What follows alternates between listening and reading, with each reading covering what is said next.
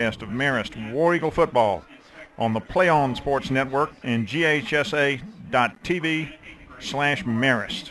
I'm Phil Etheridge, along with Coach Bob Fear, back at the friendly confines of Hughes Spalding Stadium on the Marist campus, ready to start the playoff season against the Gilmer Bobcats from Ellijay, Georgia. The Bobcats are the number 4 seed from Region 7 and have an 8-2 record. Their 2 losses were to Dalton and River Ridge, both of whom also made the playoffs. Last week, they prevailed over Northwest Whitfield by the score of 40-37. Last week, Marist won their 22nd regional title, defeating previously unbeaten Carver 42-14, and thus winning the right to host this playoff game at Hughes Spalding Stadium. Marist finished the regular season 9-1, with its only loss coming in their second game against their old South Georgia rival, Thomas County Central, by 4 points, 21-17. Marist has won 75 playoff games since 1978, which is exceeded by only Lincoln County in the entire state of Georgia. Coach Chadwick has been head coach for 46 of those victories, while losing only 3 times in playoff games here at home. But Gilmer's not worried about Marist's record or its history. These are big North Georgia mountain boys who would like nothing more than to come down here and knock off the number 2 ranked team in Quad A right out of the playoffs. Bob, what do you think Marist needs to do tonight to keep that from happening? They're not going to beat us if we play Marist football. And what Marist football is we run the football in A gap and B gap and C gap and dare them to stop us. And they're not going to stop us unless we don't play our game. So I think that if we just do what we do best, we'll win this football game. Well, I think it's going to be interesting. Again, they play in a region that is perhaps region-wise a little tougher than ours. But we played some tough games at the beginning of the year against Clark Central, against Thomas County Central, and against Lovett. And the whole purpose of that was to toughen us up a little bit, because we were looking at our region and feeling that we needed a little competition perhaps early in the year before we got to the playoffs, and really didn't have a whole lot of competition in the region. Well, but then Carver Atlanta came in to play us at 9-0, and we beat them significantly. Well, but they were playing practically in the region too. I mean, that's the problem. That is a problem. And again, they were undefeated. They were ranked 9th in the state, and we went out at Lakewood last week and beat them 42-14, and it wasn't even that close. No offense to Carver.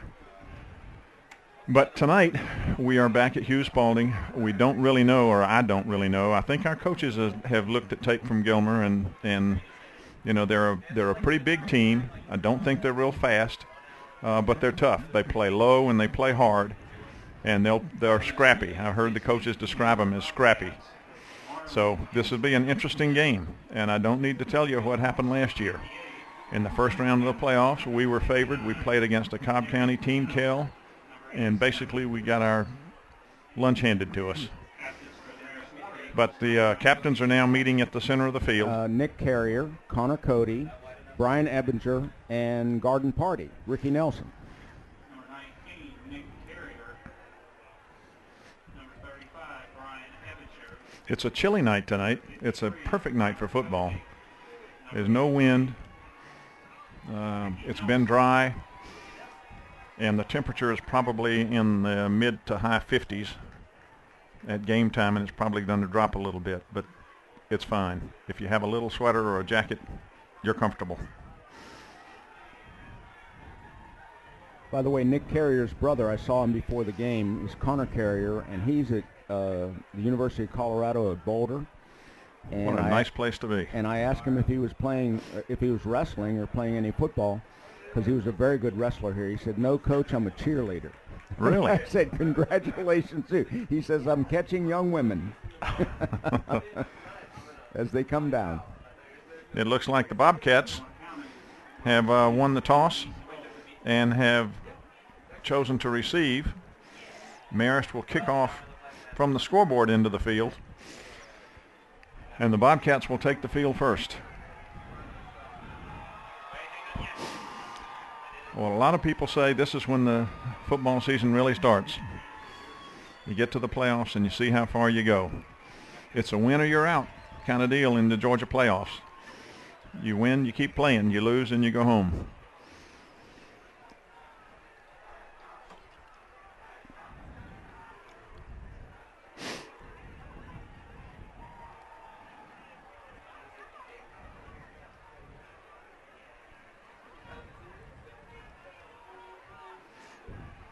The Gilmer team is on the field, and they go through their banner, and they brought some people down here from LJ. That's about an hour and 15-minute trip from LJ up in Gilmer County, North Georgia, just the beginning of the mountains.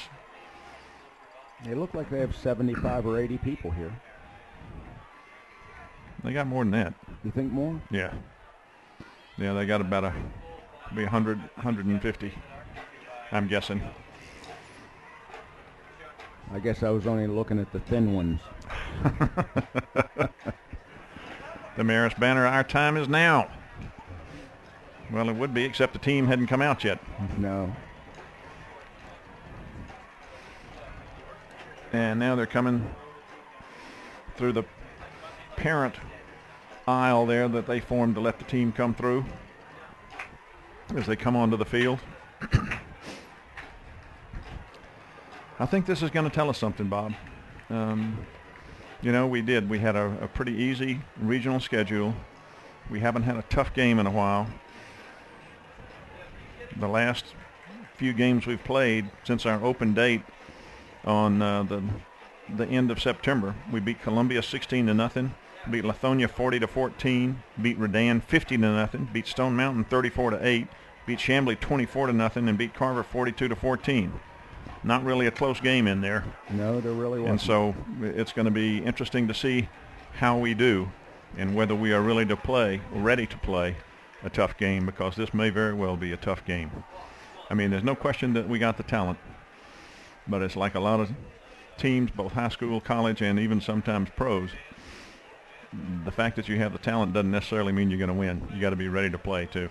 That's true. But we've lost in the first round the last 2 years.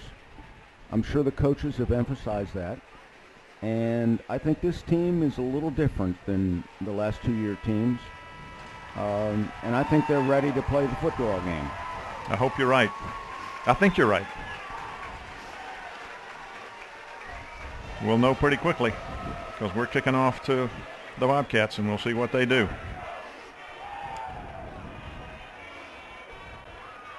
They've got some talent.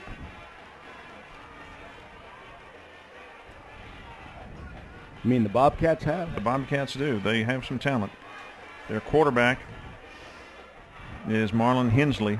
He's a senior, 5'10", 165 pounds, but he has thrown the ball 110 times, completed 78 for 1,600 yards and 21 touchdowns, only threw 2 interceptions. And they got some running backs. Number 34, Tyler Bartolino, has gained 815 yards during the year. He's a 5'10", 200-pound, and he also plays linebacker. So, I mean, it's not like they don't have anybody that can play. Well, and I talked to a fellow who's followed their team the whole year, and he tells me that the tight end, Austin Cole, is their best player, an 11th grader. Number 42. Right. Joey Gogol is ready to kick off for Marist. And he puts his foot in it. And it's going to be into the end zone.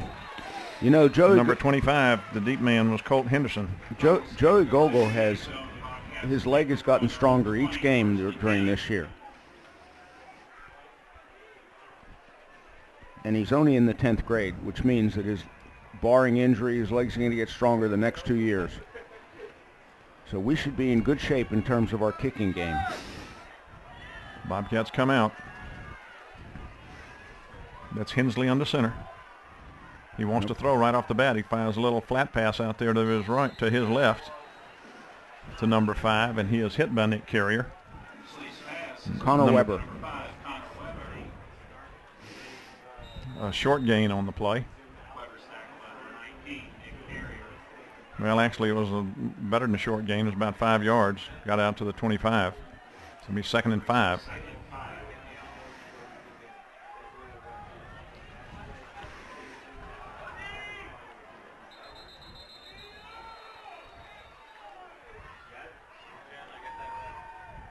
Not even sure where that was.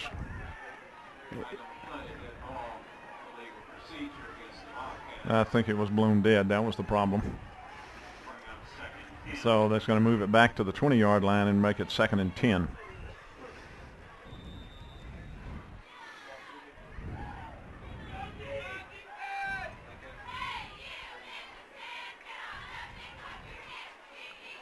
Second and 10 at the 20. Going to throw again. He wants to throw. He's throwing over this side this time. Number 5 again, and he's hit immediately. He's still isn't down. He's swung around several times. By Gray King.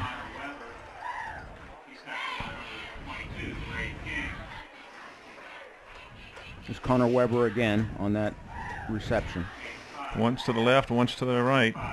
He picks up that same 5 yards again. Only now it's 3rd down and 5.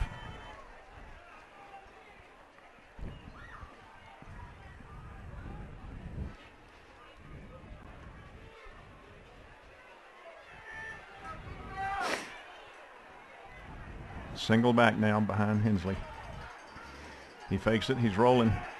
He's got some pressure back there. He wanted to roll, and when he rolled, he was just looking at somebody. Kendall Baker came in and threw him for a loss. And Steve Wallace were pressuring him. Somebody came off that right defensive end for Marist, too, that caused him to turn around and try to go back up the middle. That was Kenneth Brinson. Kenneth plays havoc with offensive backfields. So that's going to bring up 4th and 7 after that 2-yard loss. This is a good snap. We got a little pressure, but we got it off. It's a good kick taken by Griffin King. Back on the 35. He's across the 50. The 45 still going into the sidelines, and he's dragged down about the 42-yard line or so of the Bobcats. A nice return by Griffin King.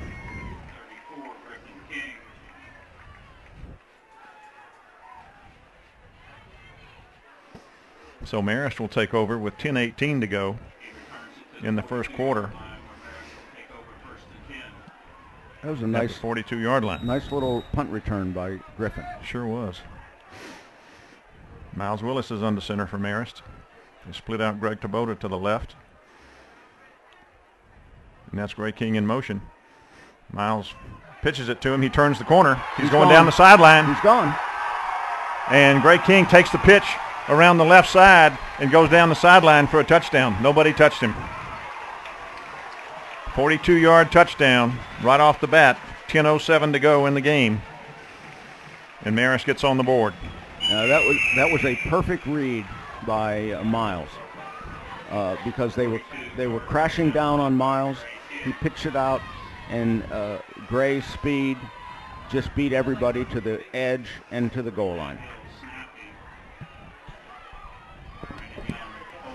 Brandon Young holding for Thomas Andrews to try the extra point. Snap's good. It's down. Kick is up. And the kick is good. Marist up 7-0. Well, that's a good way to start. It is a very good way to start.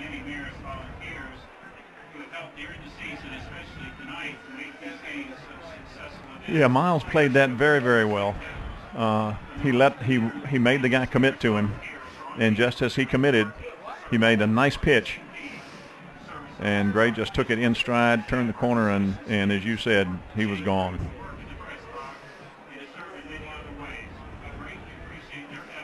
If he gets on the edge, there aren't many people who can catch him.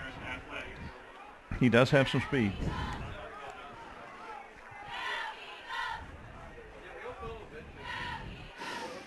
Colt Henderson is the middle man, deep man for the Bobcats. Joey Gogol again ready to kick for Marist.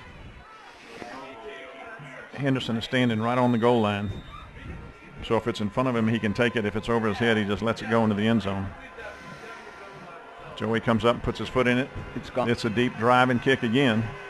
about 5 yards deep into the end zone, and therefore the Bobcats will start again on their own 20-yard line with 10:07 to go in the first quarter. When he began this season, he was kicking to the 1, 2, 3 yard line.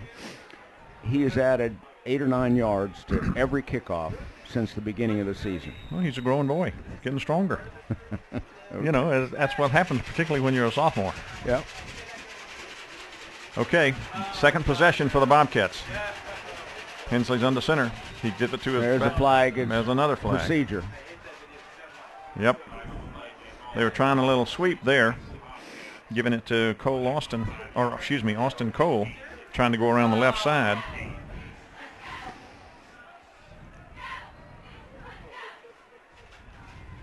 It's going to move it back to the 15. 1st and 15 to go.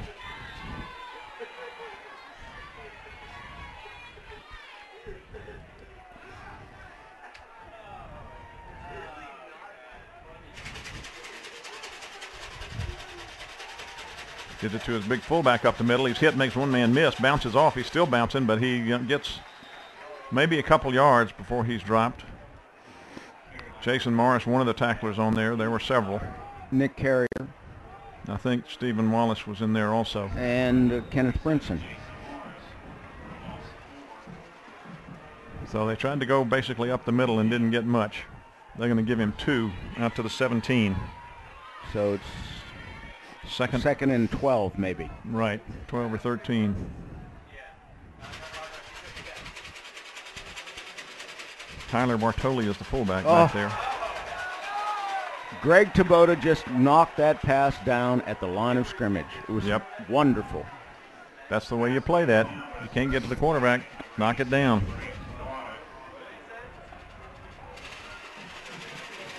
So makes it 3rd and 13.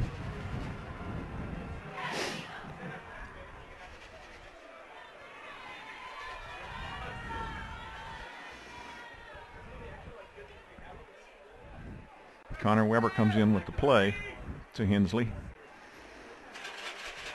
And he splits out to the right. Hensley wants to throw. He's got a little time. He's got some pressure back there, though, and he is dropped by Greg Taboda again, back on the 5-yard line, and now Hensley looks like he may be hurt. And Devin Khalil was also chasing him. Hensley's up, and he's walking around. They're going to put it back on the 7-yard line. He's limping a little bit. 4th down, they got a kick. Oh, yeah, they're 4th and about 20-something, and he's kicking out of his end zone. He gets a good snap. He's got some pressure, but he gets it off. And Griffin King takes it and runs right up the middle. He took it at about the 45 and got to the 40. He went right through 3 people, but he got 5 yards. So Marist starts off in, again, excellent field position.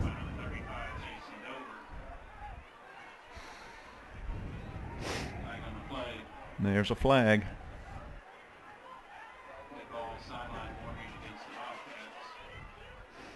Okay, that wasn't a flag. It was just a warning, a sideline warning. Marist takes over with 8:37 to go, leading 7-0 in the first quarter, and the ball on the 40-yard line of the Bobcats. Marist has run one play previous to this, and it went for a touchdown. Miles takes it. He fumbles the ball on the exchange, but he got right back on it, thank heaven. Yeah, it was a bad exchange between Griffin and Miles. Right. That'll happen in the triple option offense. Yeah, but that's why you do all those reps in practice, so it doesn't happen. 7 million. That's right. At least. Patrick Anhunt comes in for Marist with the play. The loss of 1 on that, so it's 2nd and 11. That's Greg King in motion again. Miles fakes it. He keeps it himself. He cuts up, and he's got the first down across the 30-yard line before he is dragged down. That was another good read by Miles. Corey Waters, one of the tacklers on that stop.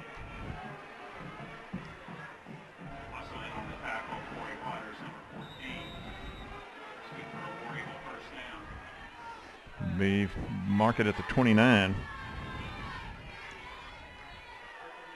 1st and 10, Marist at the Bobcat 29. Greg Tabota split out to the left. 2 receivers split wide right. Miles wants to throw. He does throw. He's got a man over there, but Miles just didn't get it to him. No, he didn't. And that was Seth, I believe. It was Seth Stokes. But the ball just didn't get there. No, it was a very, very significant distance between the two of them because Miles was over here on this left hash mark, and Seth was all the way over by the numbers on the other side of the field. And he just didn't put enough on it to get it there. Yeah. And he looked like he had some yards over there, too. Miles fakes it, keeps it, cuts off right tackle, gets down to maybe the 25 before he stopped.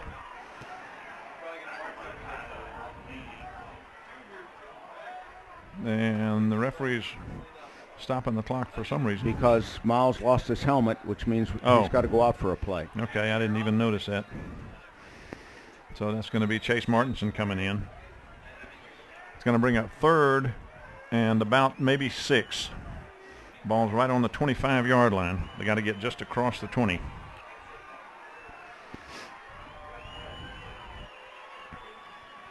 That's Gray King coming in motion. Not a good exchange. Chase keeps it. He makes a man miss. He's got the first down inside the 20 down to about the 10-yard line before he is tackled. Chase Martinson looked like he wanted to throw and just tucked it and ran, Bob, and got about 15 yards. Yeah, well, if he has a choice, Chase will always run with the ball. Well, if he gets 15 yards at a crack, he can run it all he wants to. That's true. At least that would be my opinion. They're going to spot that. They're going to say he didn't get to the 10. He only got to the 11. So it's 1st and 10 at the 11 rather than 1st and goal. And Miles is back in there at quarterback. Griffin King is the fullback behind him. He wants to throw. He does throw. Oh, nice catch over there. And they went in for about 2. Well, let's see where they're going to mark it. They're going to mark it on about the 4. And it was completed to Gray King. I couldn't see who the receiver was, but Gray did a nice job of coming back to that ball in order to make that catch. And so did Brandon Young do a nice job on the X pattern in deceiving the defensive back. So it's 2nd and 3 at the 4. 4 for a touchdown, 3 for the first down. Power formation this time behind Miles. And he gets it to the second man, and it's a bad exchange again, but Miles picks it up and drives down. He may be close to the first down. But we almost turned the ball over again, Bob. We put it on the ground. I don't think the weather should have anything to do with that. It's not that cold. No. That's just sloppy exchanges, though. You can't have that. That'll come back to bite you.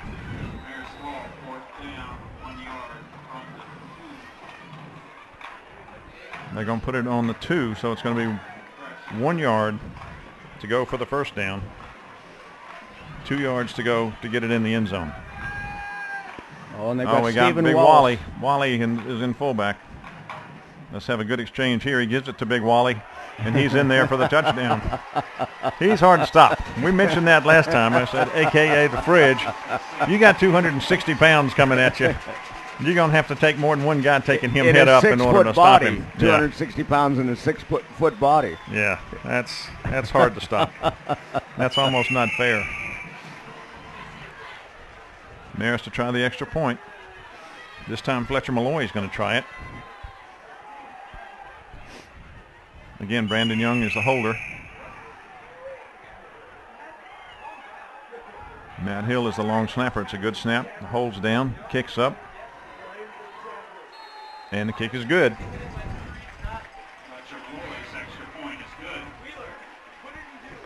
So Marist, with 4:48 to go, jumps out now to a 14-0 lead.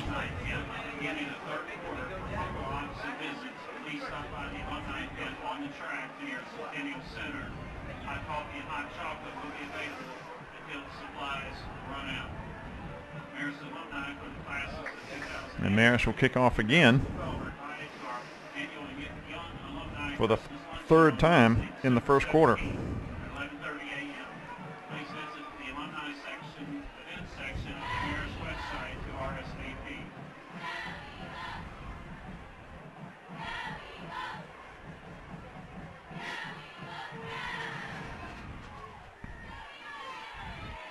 And Colt Henderson drops back deep again on the goal line in the middle for Gilmer. Joey Gogol again ready to kick off for Marist. He gets the signal. And he puts his foot in it and blasts another one. And it goes 5 or 6 yards into the end zone. So with 4:48 to go in the first quarter, now trailing 14-0, Bobcats will put it in play again at their 20-yard line.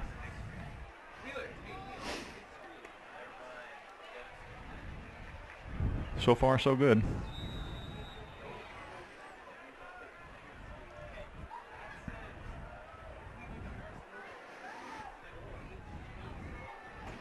Marlon Hensley's still in there at quarterback. He hands it off to his back. That's Henderson, I believe. Got maybe a yard or two. Colt Henderson off the left side. Kenneth Brinson, Stephen Wallace, and Jason Morris, I think, on this stop. And he got a couple. 2nd and 8 at the 22.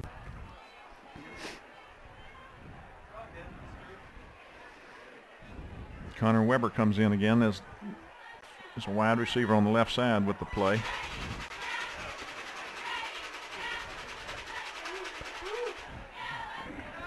And he gives it to his back, running back, trying to cut up the middle again. And got maybe 2 more. Michael Toner and Jason Morris again, looked like. They're only going to give him about 1 to the 23. 3rd and about 7.5.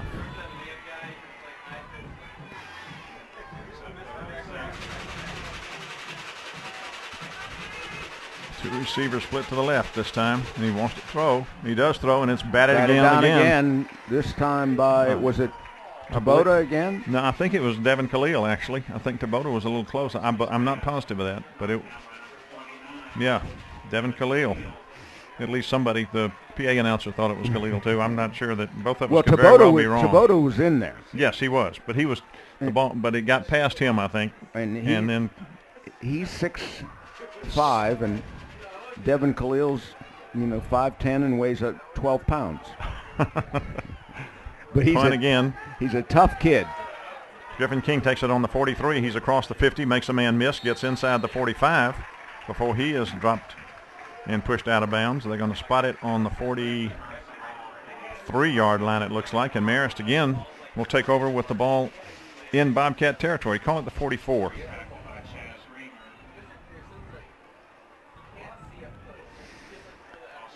.322 to go.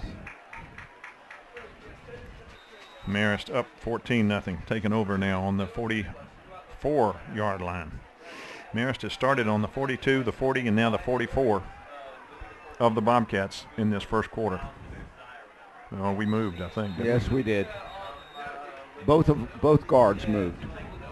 Running a little pitch to Gray King going around the right side that time. But right movement by Marist.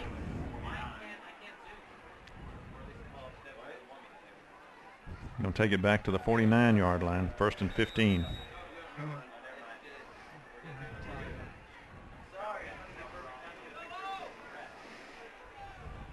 This time we go into a power formation.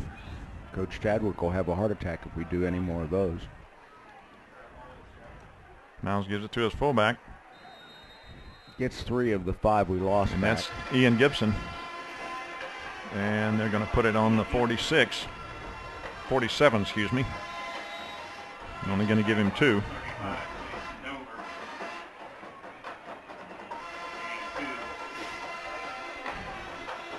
2nd and 13. Got to get the ball down to the 34. 2 receivers split wide right. Marcus Miller goes in motion. Miles keeps it, fakes it, cuts it up, and maybe gets another yard or 2.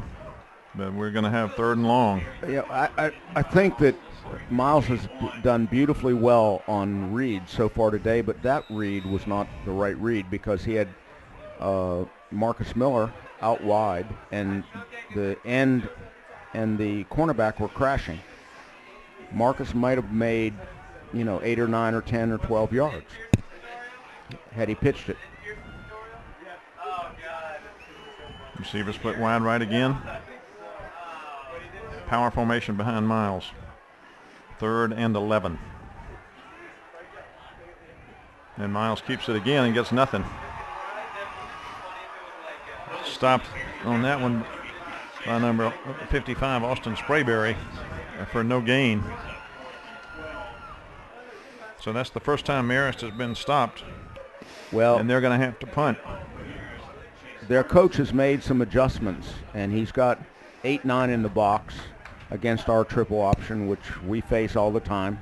So we'll have to make an adjustment or two to push them back. Chase Martinson in punt formation, standing on about his 41-yard line. It's a good snap. He had some pressure, but he got it off. And Colt Henderson calls for a fair catch and makes it. Where are they going to put it? On the 13, 14, call it the 14-yard line. And that's where the Bobcats will take over. 1:18 to go in the first quarter. Marist leading 14-0.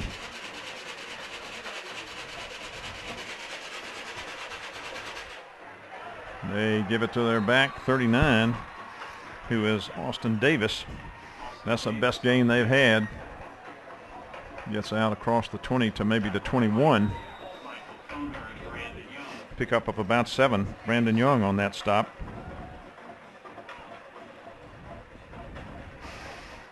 Second and 3.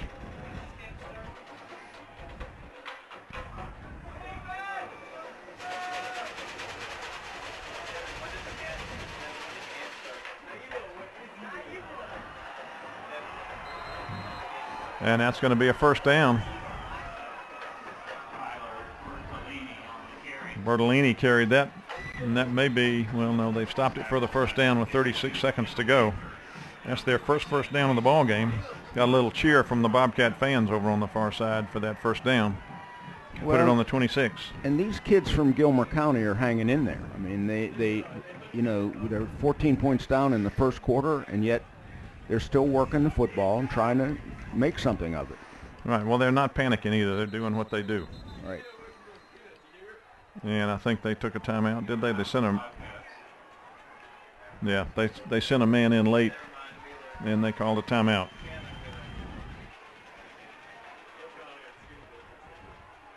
Congratulations to Coach Mike Stratton and the varsity softball team. 16 seconds left in the first quarter. Marist up 14-0.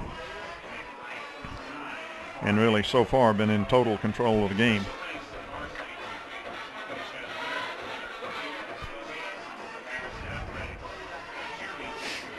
Until this possession, Bobcats had the ball 3 times. This is their 4th possession, and they've been 3 and out each time. Now they have a first down, but they're still on their own 26-yard line. Marist, on the other hand, has had the ball 3 times, scored the first 2 times they had it, and failed to get a first down the 3rd time and punted, backing up Bobcats deep into their own territory. Starting at their 14, they are now out to the 26. 1st and 10, Bobcats. Little flat pass thrown over here, completed. He makes 2 men miss, and then he is wrapped up by Greg Taboda, who comes in, stops him on about the 33. So about a 5, maybe 6-yard gain. Yeah. Actually, 6, maybe 7. Right. They're going to put it on the 33, and that's going to be the end of the first quarter. Marist 14, Gilmer 0. But Gilmer is starting to move the ball. They got a 2nd and about a long 3, call it. Short 4, long 3. Congratulations to Coach Robert Von Hagen and the 7th, 8th grade cross-country team. They won the middle school championship. Girls came place 1st in the large school division race. Boys came place 3rd overall in the large school division race. And the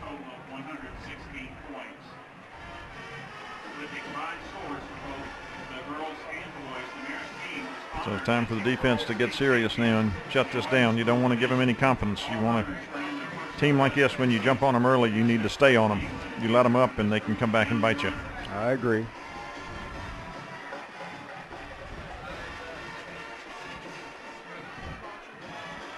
So we got 2nd and 4 at their own 33-yard line. Bobcats trail the War Eagles 14-0.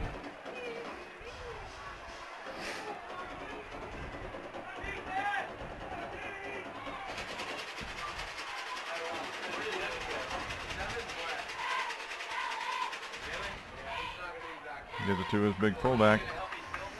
Hits in there for a couple yards. Out to maybe the 35. He's short of the first down, but he's going to be within about a yard of it. Give him 2 to the 35. Antonio De Quesada on the tackle, also known as Quesadilla or DQ1. 3rd and 1 at the 35.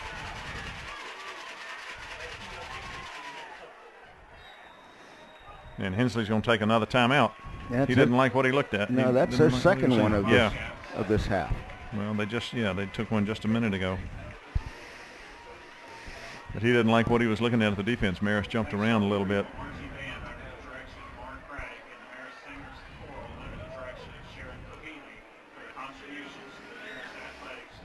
3rd and 1. This is a big play for them. They need to get a first down, get out of the hole that they've been in the entire game thus far. They don't want to have to punt here again and give Marist good field position. This is an important first down for them. I'm not sure what he saw that he didn't like.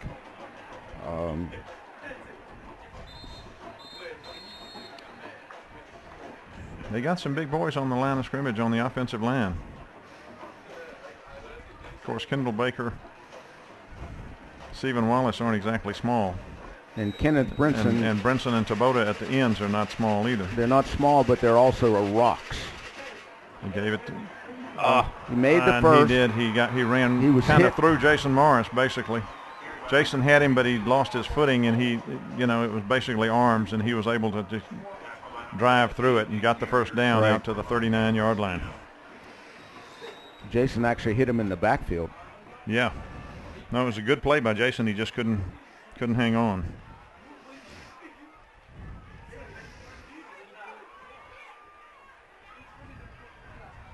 So 1st and 10 out at the 39 this time. This is their best field position by far. Hensley's got 2 backs behind him. He fakes it. He's rolling. He wants to throw. He's got some pressure, and he throws it out of bounds. Well, Kenneth Brinson was right in his face, as was Greg Tabota. Both of them. That's not 2 people you want to have in your face. No, you don't. I mean, Brinson's is probably 6'2", and Tabota's 6'5", and both of them are all muscle. Those are 2 bad guys you would rather not face. Yeah, 6'2", 205 for Brinson. 2nd and 10. Man in motion. He gives it to him, and he is hit in the backfield and absolutely dropped. That was Tabota again. And it looks like Devin Khalil. And Austin Cole on that, and he has thrown for about a 3-yard loss. Oh, it was Nick Carrier, not Devin. But it was Tabota who crashed in and really hit him, and then he got a little help there. But they're going to put it back on the 37. So it's 3rd and 12, maybe? Yeah, about 12.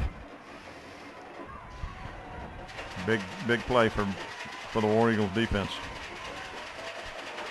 He wants to throw. He fakes it, and he is hit. And who is that? That's Wallace. Yeah. He never had a prayer. He looked to throw, and Stephen was pulled on it him. down, and Stephen was right on him and buried him back at the 30-yard line. Loss of 7 yards. So that's going to bring up 4th down and about a mile. Griffin King drops back deep again for Marist.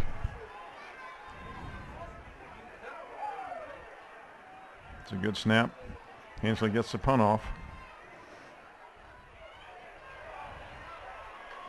Griffin King gets away from it. That's a very good punt. He got a very good roll Griffin signaled fair catch, and he couldn't get to the ball, and it took a very good bounce, as you could see, and goes all the way down inside the 20 to the 17-yard line. So Marist, for the first time, finds itself deep in their own territory. Right. 9:14 to go in the half. Marist leading 14-0, but they're deep in their own territory now at the 17. This is a perfect time for Marist to have an 8 or 9 minute drive. That's Marcus Miller going in motion. Miles fakes it, keeps it. Well, so much for that 9-minute drive. Right. Marcus. Miles Willis is gone. Miles Willis, I mean. And one play, well, instead of a, what did you say? An 8 or 9 drive, try a 14-second touchdown. Right.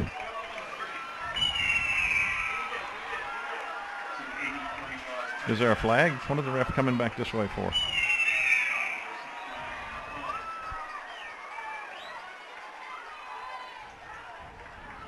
I don't see a flag, do you? Well, there was a flag down on the field, but I'm not sure they actually called a penalty. Referees are out there talking.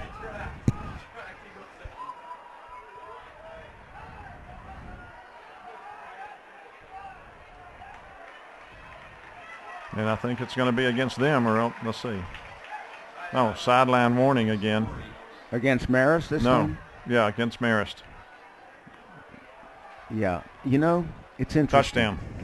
It's interesting because you can tell the kids you got to stay behind this line, and they inch up and inch up and inch up, and they can't get a better view of the field, but they do that.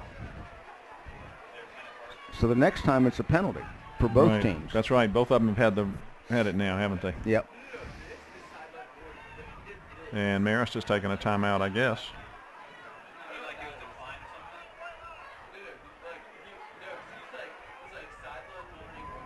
There's Dan Perez out trying to figure out what the call was.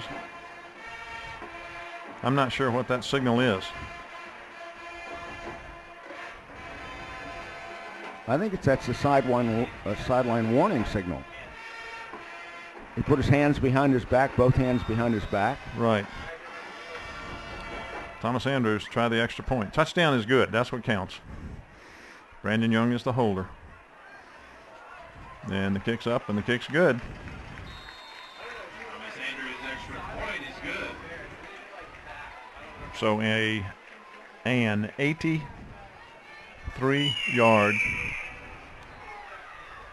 83-yard touchdown by Miles Willis. I think it's a sideline warning. And the point good by Thomas Andrews.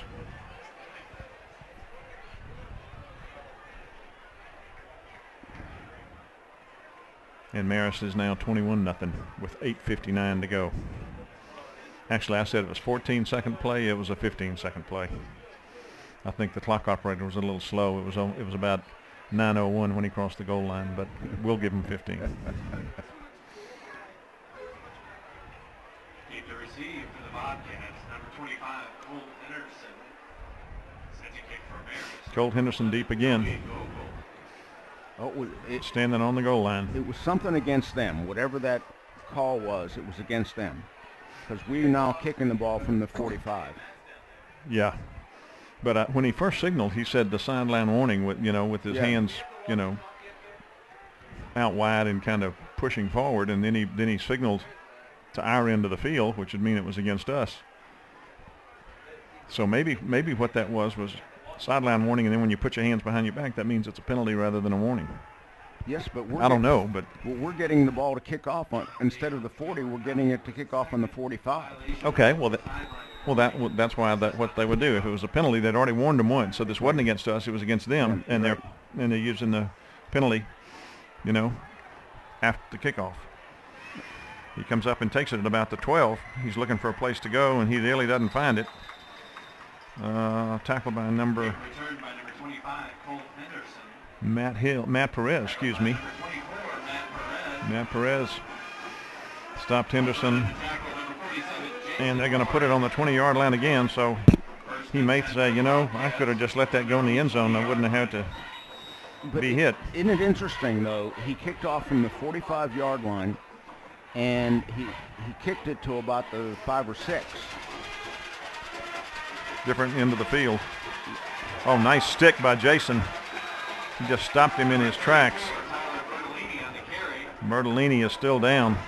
He was hit also by Jack Trainer, but Jason also just stuck him and stopped him in his tracks. Yes, he did.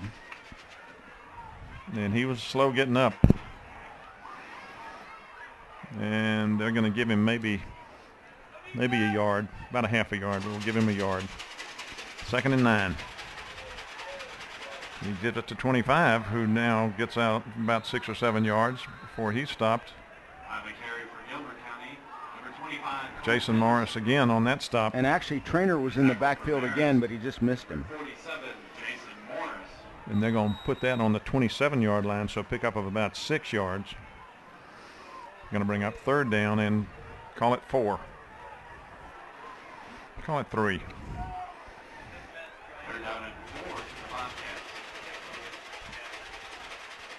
Did it to 25 again, trying to go off that right side, and he stood and dropped. Did not get the first down. That was Brinson, I believe. It was Kenneth. And so it's now 4th down and maybe 2.5. Yeah, he didn't get much, if anything. Yeah, they're giving him a yard, but it's 4th and 2. Griffin King drops back to about his 40. Hensley standing back on his 12-yard line. Snap bounces to him, but he gets it and gets it off. Griffin signals for a fair catch and takes it at the 34-yard line of Marist. That was a nice catch by Griffin. If he'd have let that bounce, it would have bounced again all the way back, probably inside the 20, inside the 10. Yep. So Marist takes over with 7:01 to go in the half. Now leading 21-0. Ball spotted on the 34-yard line.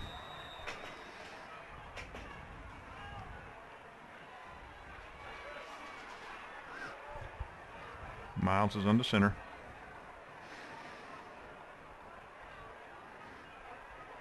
And in motion to the left. Miles wants to throw. He does throw. He's got a man wide open. Oh, and he can't hold it. That was Marcus Miller. And he had a touchdown if he could have caught that ball. He did have a touchdown. Poor Marcus. He was right there, too. And it looked like it was a well-thrown ball. It was a very nicely thrown ball. It was a little bit of a reach for Marcus, but not so much that he shouldn't have gotten it. He might have been too open and had too much space between him and the goal line. Said, oh, my God. He's probably a better bowler than that. That's what I'd have done, but he wouldn't have done that. 2nd and 10. Receiver split wide to the right this time. Man in motion. Miles gives it to Griffin up the middle. He gets maybe 5 to the, call it the 39.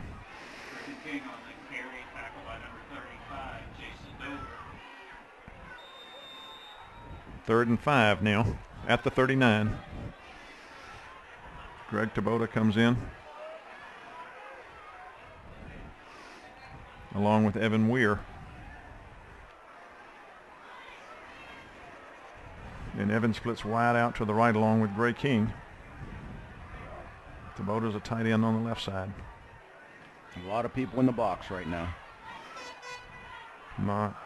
Miles fakes it, keeps it, and he breaks around on the far side. He was hit twice.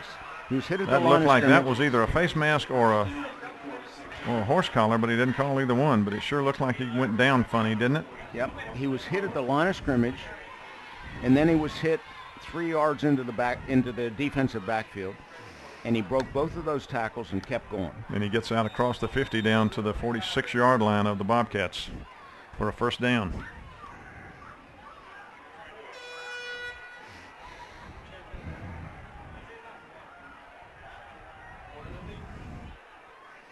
Patrick Anhunt split wide out here to the right. Marcus Miller goes in motion to the left. And he wants to throw it, and he does. Oh, nice catch by Greg Taboda. And he's down at the 5, and he just kind of. There's a flag. Oh, no. Yes, there is. Oh, Two was flags. that pretty, though? It was very pretty. Pretty by Illegal motion, I believe. Pretty by Miles. Pretty by Greg pulling it in with one hand, and then number 14 for Corey Waters,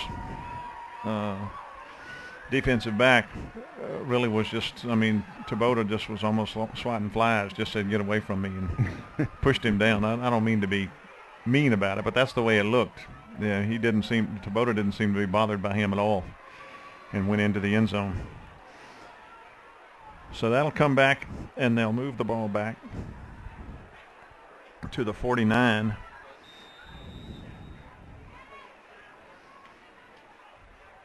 But it'll still be first down. It was an illegal motion penalty.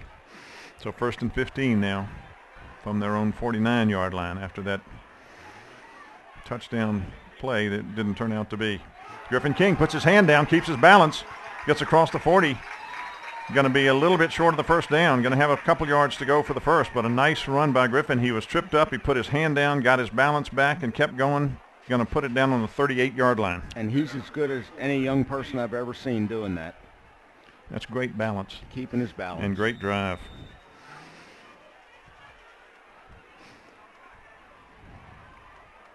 So pickup of about 13 yards on that.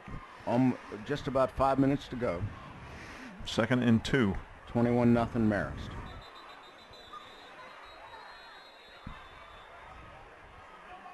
And what have we got? Timeout. Timeout Bobcats. Timeout who? Bobcats? Bobcats. So that's their last timeout. That's 3 for this half. Well, not if you believe the clock. Well, I'm telling you, it's 3 for this half. It is 3, I know. I can tell you when they came if you want. Yeah, they did. They marked it 3. They marked it 0. They did? Yeah.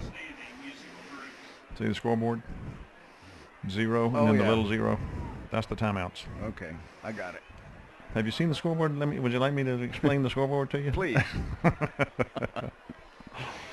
Because when my little guys are playing on Saturday morning, we have last night's scoreboard Right. for us. So we try not to pay attention to it. Well, you got better things to do than look at the scoreboard where you're playing with your guys out there on Saturdays. 2nd down and 2 yards to go for Marist. They're up 21-0. 4:58 to go in the first half. Ball spotted on the Bobcat 38-yard line.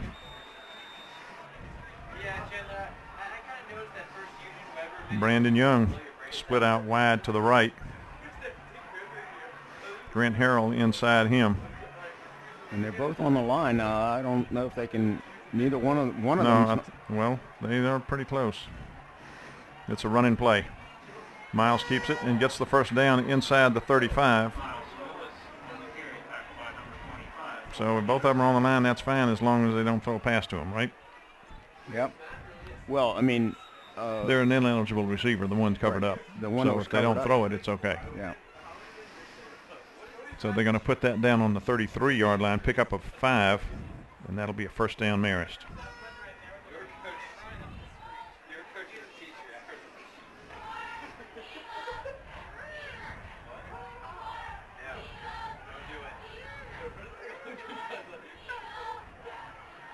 That's Gray King in motion. Miles gives it to his fullback, however, and that's Griffin King, little brother. But there's a flag. It was motion by, I want to say it was Nick Carrier. Either Nick or Griffin King was in motion. So that's going to bring it back again to the 38. Right. Still first down.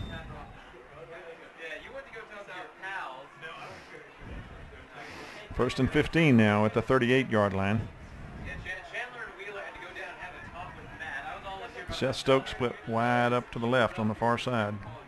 Grant Harrell down on this side. Gray King again goes in motion. Miles pitches it to him. He takes it. He's trying to turn the corner. He does turn the corner. He makes a nice cut. Another nice cut. And he picks up about 10 yards inside the 30. Where are they going to spot it? Is there another flag? No. I don't think so. The way the referee was acting, it looked like he was going to do something, but they're going to put it down on the 28. So pickup of 10 yards. Nice run by Gray King. He got most of that on his own. Yes, he did. And it'll bring up second down and about 5.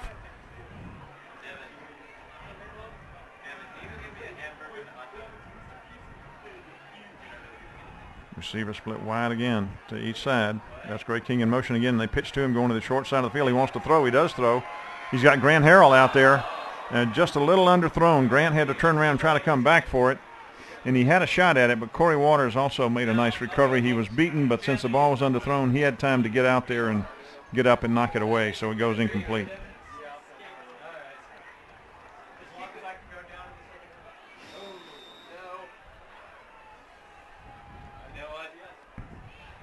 So third and 5, big play. And 5.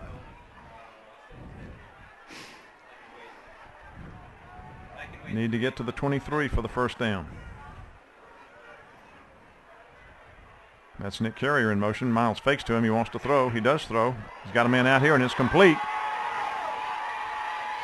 And that was Griffin King taking that little pass and taking it in for a touchdown. Yep. 28-yard touchdown pass. Miles Willis. No, excuse me. Yes. Miles Willis to Griffin King. Right. Touchdown Marist. I think that's supposed to be an eagle screech.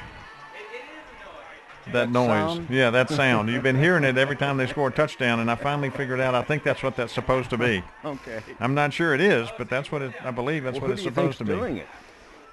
Must be the eagle. Don't have any idea. Fletcher Malloy to try the extra point. It's a good snap. Brandon gets it down, and the kick is up, and the kick is good. With 3:05 to go in the half, Marist now 28-0.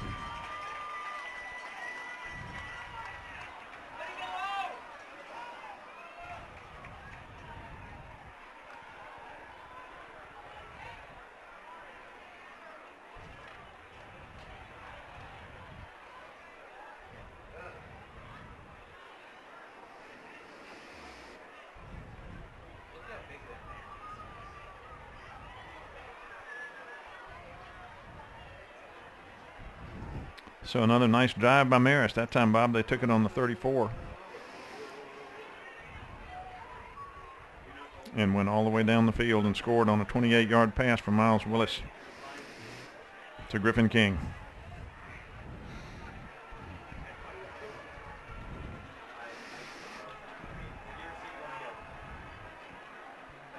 And this time Thomas Andrews is going to do the kicking off.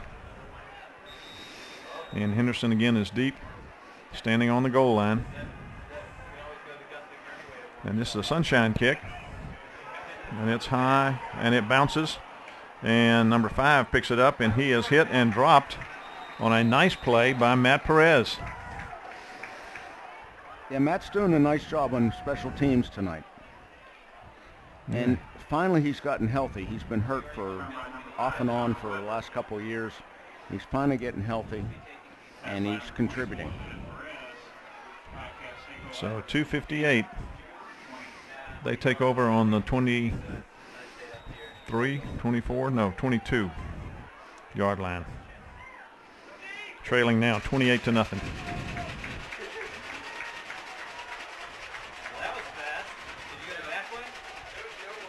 Marlon Hensley hands it off to his back, who does not get to the line of scrimmage. And that was Greg Taboto on that again. Boy, he's having an outstanding defensive game tonight. And Bertolini is their big back. He's about 5'10", 200 pounds. He's carried the ball more than anybody else throughout the season for some decent yards. But he's just been getting pounded. Marist is kind of playing the fullback first. He happens to be the fullback, and he's taken some hits. So 2nd and 11.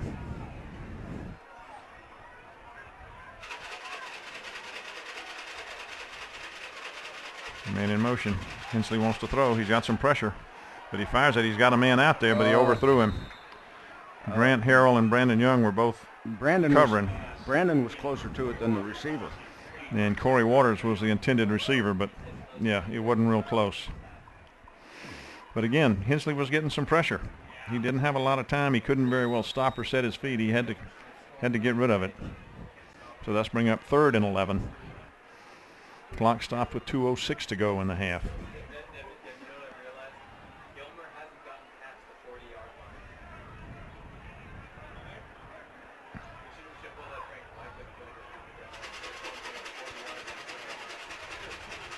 Hensley wants to throw. He throws. He's got a man going down the sideline, but again, it's well overthrown.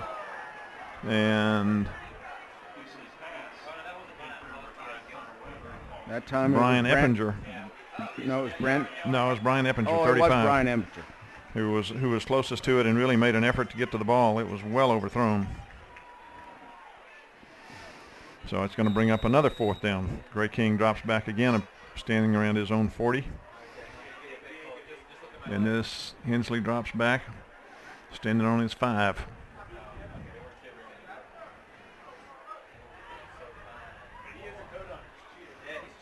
Snap gets all the way back to him this time, and he gets his foot in it.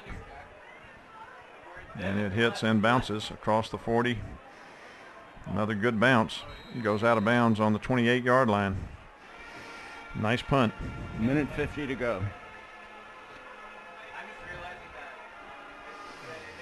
And with 1:50 to go, Marist takes over, starting this time at their own 28. But where it counts, they're up 28-0.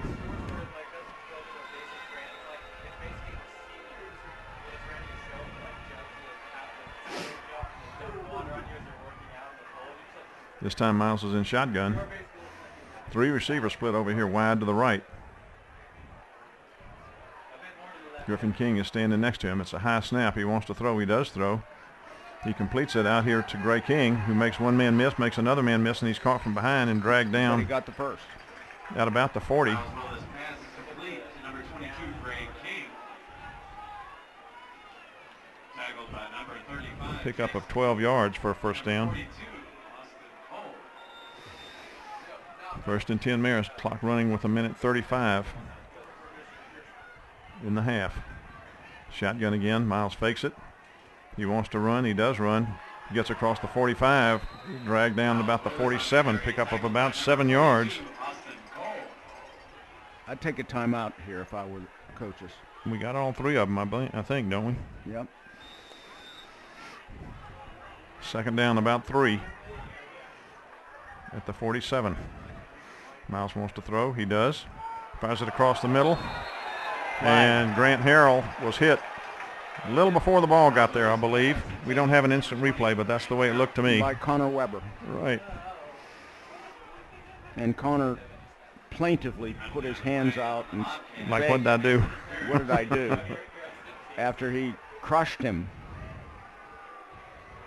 Well, it was okay for a crush. It was just a little early crush. It's true. So that's going to be a 15-yard penalty.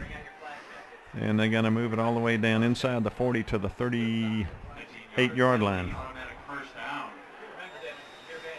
1st and 10 Marist. Now on the 38-yard line of the Bobcats.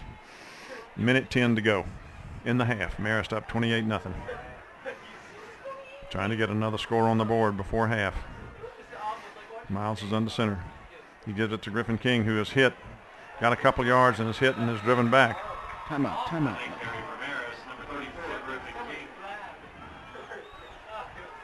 They're going to put it on the 46-yard line. 36-yard line.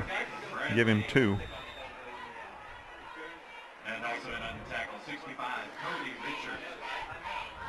Miles wants to throw. He does. He fires it out to the right. That's completed to Grant Harrell, who is hit and dropped immediately at the 31-yard line. Finally. Tackled by number 5, Connor Weber. It's going to bring up 3rd down. Marist does take their timeout. That's their first one of the half with 41 seconds to go. War Eagle mascot will be as alumni tent at the beginning of the 3rd quarter for photo ops of business. Please stop by the alumni tent on the track near Centennial Center. Hot coffee and hot chocolate will be available until supplies run out. Marist alumni for the classes of 2008. So Marist has the ball. It's a 3rd down, about 2. A long 2. On the 31-yard line, leading 28-0 It's on the 41 seconds to go in the half. On the left hash.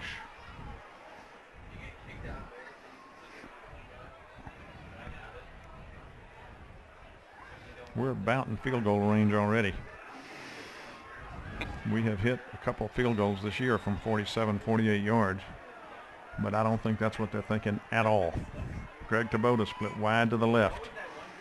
Grant Harrell split wide to the right. Miles is under center. Gray King comes in motion to the right. Miles fakes it. He keeps it. He's trying to get the first down, and he does. He gets the first down to the 25-yard line. That'll stop the clock for at least a moment. Well, they get the first.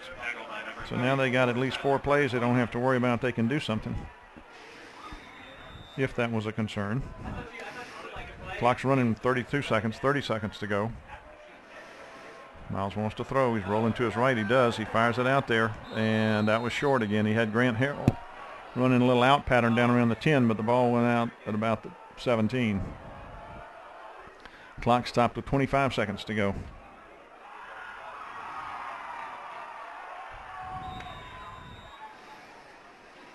Seth Stokes comes in with the play. Grant Harrell comes out.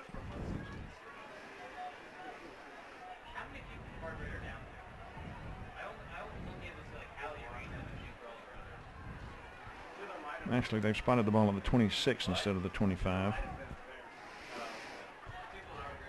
Second down and 10. Miles wants to throw again. He fires it out there. It's completed. Seth Stokes, who gets inside the 20. Take your time. To about the 17. Then they will. They'll take a timeout at 17. And then that's going to bring up a third down and maybe 2. Now they're going to put it on the 18. That's why it's 2. 3rd and 2 at the 18. 17.4 seconds to go.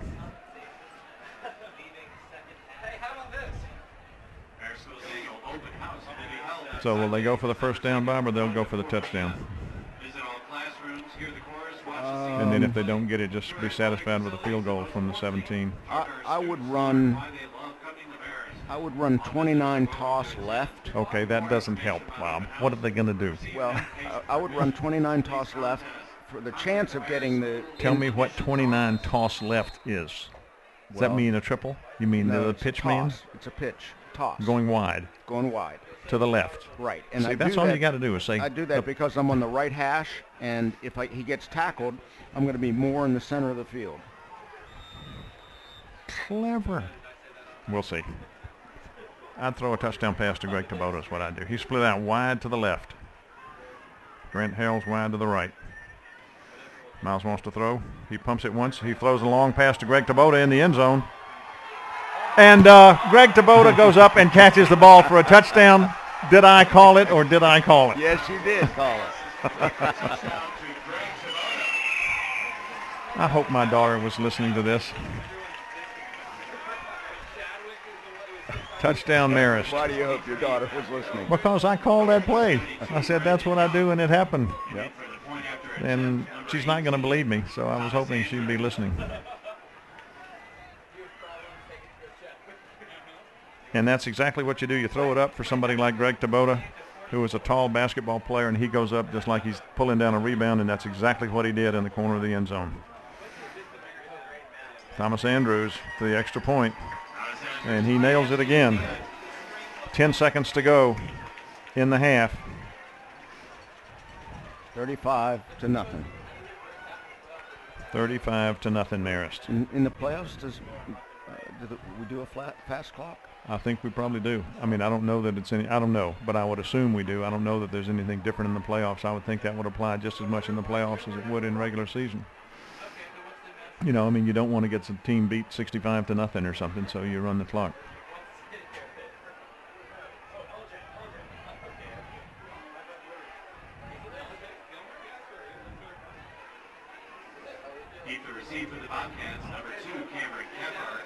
This time we got a new deep receiver back there, along with Colt Anderson. Kephart is back there with him. Joey Gogol is going to do the kicking off, however. He did not kick off the sunshine kick. So let's see what he does.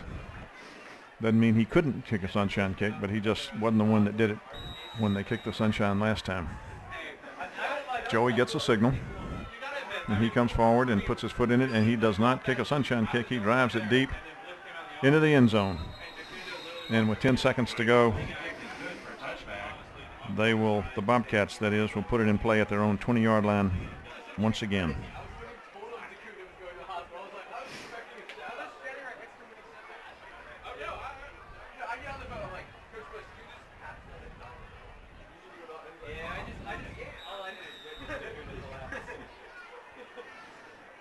And we've still got our, basically our first team defense, although we have a couple of guys on the interior line. John Gilchrist is in there. He gives it to his fullback again, who hits in there and doesn't get much. Well, that's a new fullback, though. That's because they were in motion. Or Devon Merrill. Flag. What was it, offsides on us? Yeah, offside on Marist.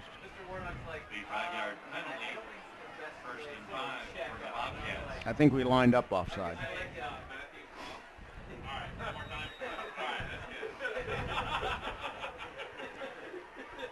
We got Jack Trainer and John Gilchrist, and is the interior lineman here. Brinson and Tabota still the defensive ends. To me, Cookie Gilchrist is a great story. He did it to his fullback. He's got a hole. He's got some yards. He's hit by one man and he runs right through him. Gets all the way out to the 43-yard line with 1 second to go. Pickup of almost 20 yards on that, out to the 43. And that's the end of the half. And that is halftime. And it's a good halftime if you're a War Eagle fan. Marist scored 14 in the first quarter, 21 in the second quarter. Shut out Gilmer in both quarters and therefore lead 35-0 at half. We are going to let you enjoy the halftime band's performance on the field, and we'll be back before the second half with some stats and some comments. Hope you enjoy it. We'll see you in a little bit. Your halftime score, 35-0 Marist over Gilmer.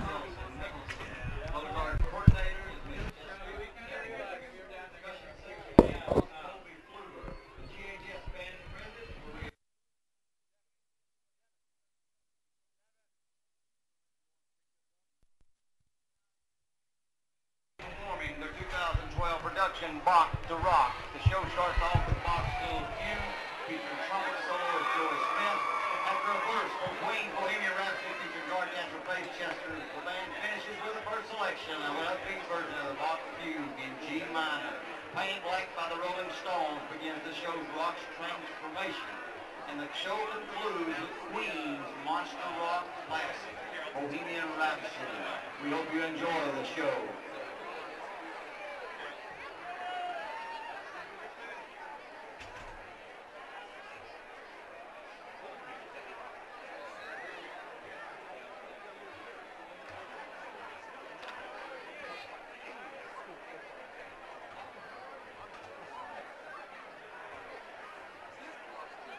And now, would you please give it up for the award-winning Gilmer High School Marching Band.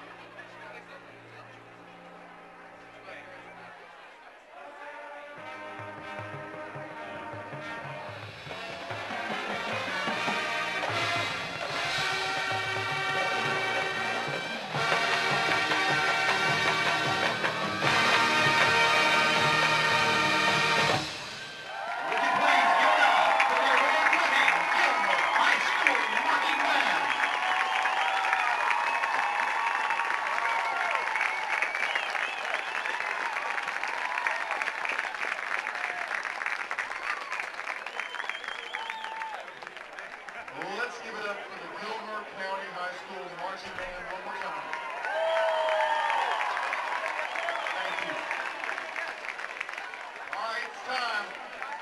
Ladies and gentlemen, now entering the field, the Marist War Eagles Marching Band. This year, the band is featuring the music of those monsters of rock, Van Halen. The musical selections we will feature tonight include Panama, Cathedral, Jump, and Dreams. The band is under the direction of Drum Major Jackson Taylor, Field Commander John Stathis. We have a banquet of soloists this evening, including Jenna O'Barr, Adam Steineken, Dennis Frank, Anna Diley, Alex Lawrence, Ryan Biter, Will McLean, Bill O'Donoghue, Candace Lee, Noah Barulik, Ryan Kavanaugh, George Willingham, and John Stathis. The band captains are Grace A. Hearn and Megan Sales. Co-captains are Sebastian Koff and Dennis Frank. Pit captain is Charlie Hickey. Guard captain is Catherine Joseph. Percussion captain is Natalie Van Lyne. Dance sequences are choreographed by David Lee Roth. Drum Major Jackson Taylor. Is the Marist War Eagle Band ready to take the field?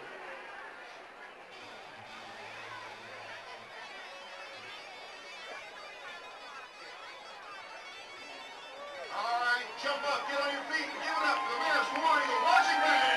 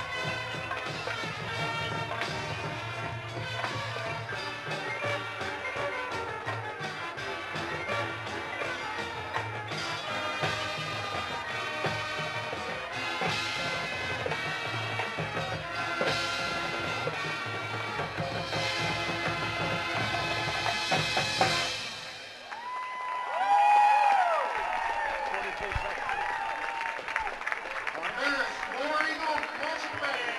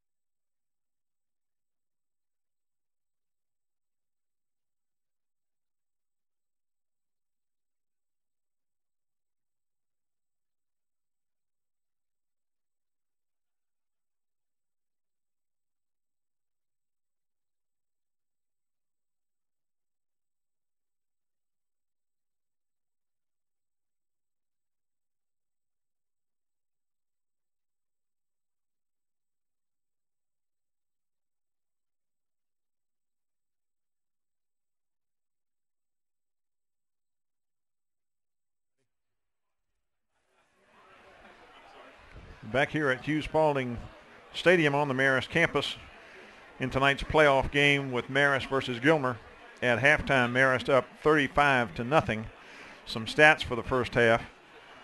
Marist ran the ball 19 times for 222 yards. Miles Willis was the leading ball carrier with 11 attempts for 133 yards and a touchdown.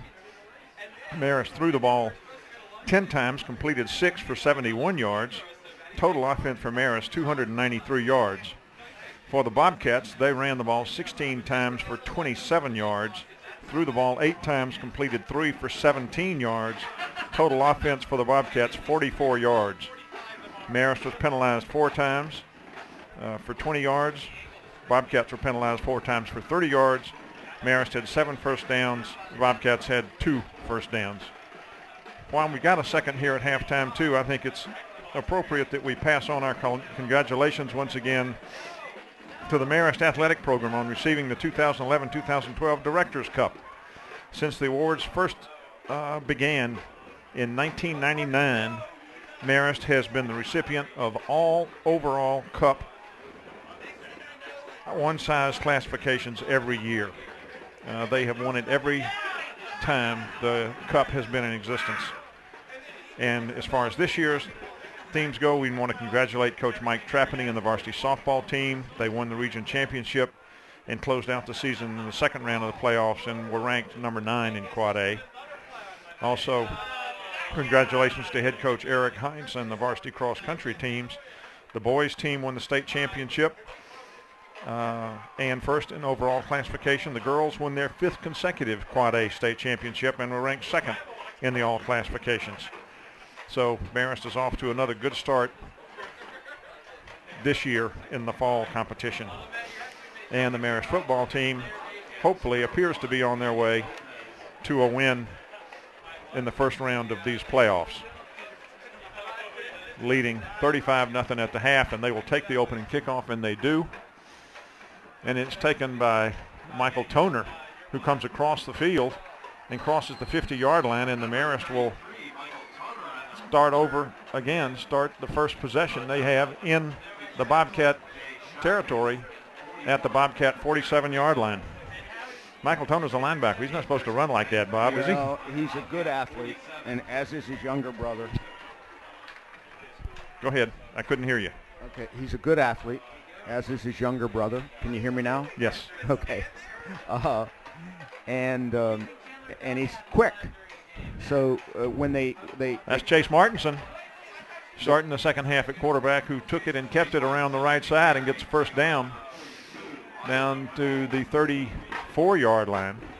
I'm sorry, go ahead. When they kicked a squib kick, Michael was in the second line, picked it up and did a nice run from about the 35-yard line all the way to into Gilmer County's territory.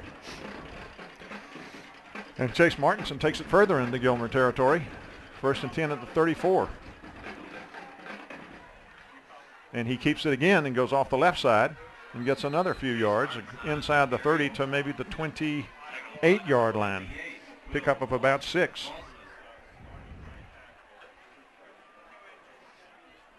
And we're putting in a lot of kids right now yet again.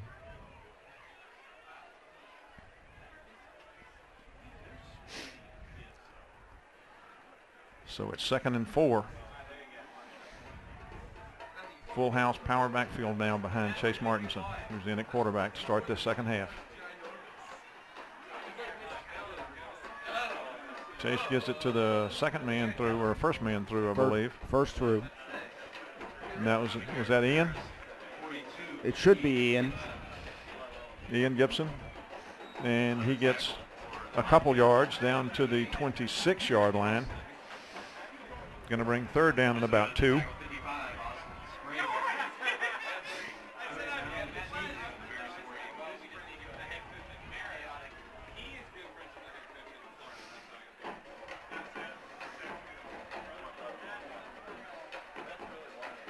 Man in motion.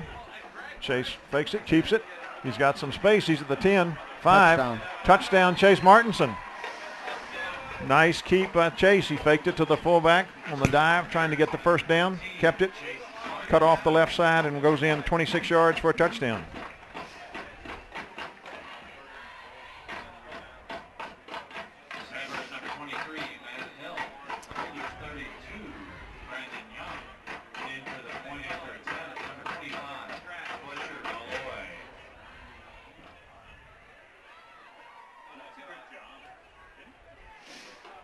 Fletcher Malloy to try the extra point. Brandon Young is the holder. It's a good snap. Good hold. And good kick. 41-0 Marist. Excuse me, 42-0 Marist. 9:13 to go in the third quarter.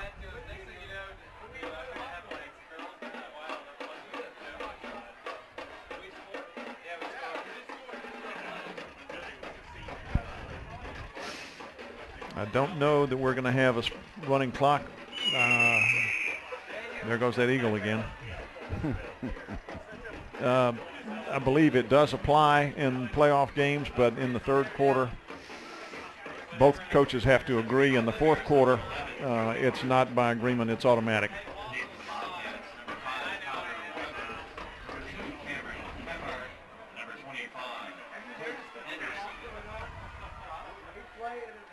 Henderson is getting deep for the Bobcats, standing on the goal line.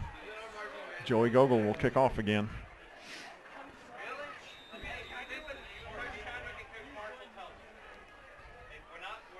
And he gets the signal. And he boots another one that's going to be well into the end zone. Henderson kind of casual about that, isn't he? Very casual. Well, it goes into the end zone, isn't he? Yep. Yeah, Well, I think that the clock is running, so it is a fast clock. Well, we did make the graphics. They didn't put it down. I'll make sure.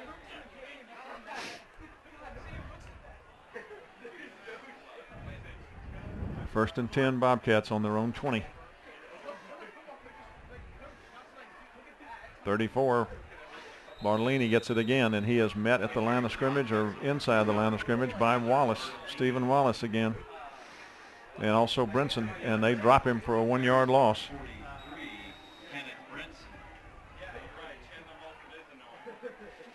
Second and 11 at the 19.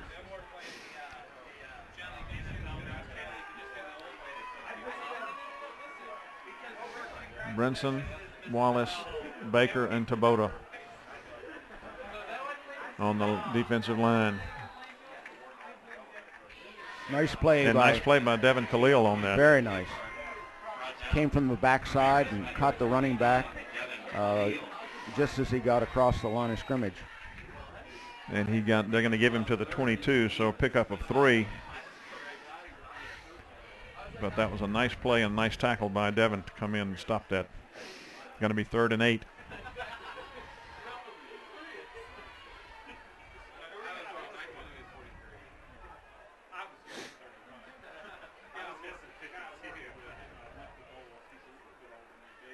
He wants to throw. He's got some pressure, and he is going to be buried back there. Again, that's Wallace. Devin coming off the corner. And also Brinson. 3 of them said, meet me at the quarterback. Right. And they drop him for a loss back on the 15-yard line. Loss of 7 and bring up 4th down. And 15, and the Bobcats will have to punt again. This time Marist drops 2 people back. And that's Bobby Perez along with Griffin King. And Marlon Hensley is the punter, standing on his goal line. Gets a good snap, and he gets the punt off. Bobby Perez comes up and takes it at the 43. Gets down across the 40, inside the 40 to the 35, and Marist will put it in play in very good field position. Stopped by Austin Cole.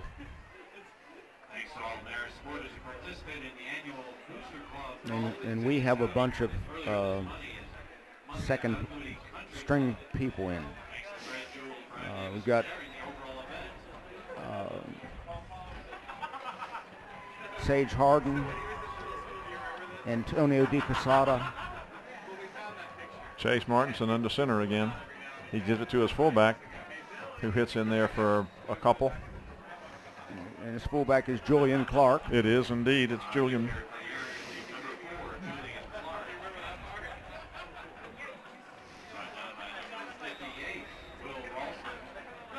Pickup of 2, second and 8.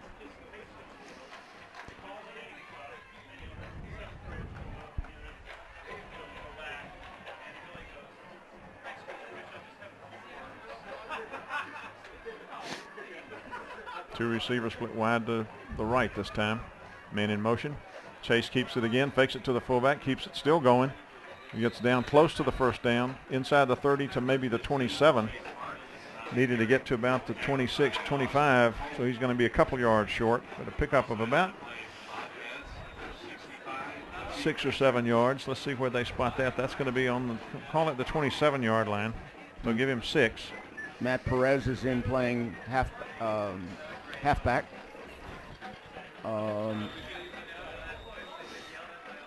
Third and 2. And there's timeout from Marist. David Gilstrap is in. John Tapp is in. Ross Cooper is in. So we're playing a lot of guys to start this third quarter. And the third quarter's Derek Homrick is in. running by pretty quick, 4:44 to go. Marist now up 42-0 with a 3rd and 2 at the 27-yard line of the Bobcats. It appears that we could possibly play Carrollton next week. We are scheduled to play the winner of the Carrollton-Stevens County game. Carrollton is the number 2 team out of Region 5. Stevens County was the number 3 team out of Region 8. Carrollton was leading 24-7. 24-7 at the half. So if that holds on, then it'll be Marist and Carrollton, and it'll be here back at Hugh Spalding Stadium next week. 2nd and 2. Man in motion. Pitch to him. Pitch to Matt Perez. And he gone. breaks a tackle. 20, 15, 10. Matt Perez in for the touchdown on a nice pitch and a nice run. 27-yard touchdown, Matt Perez.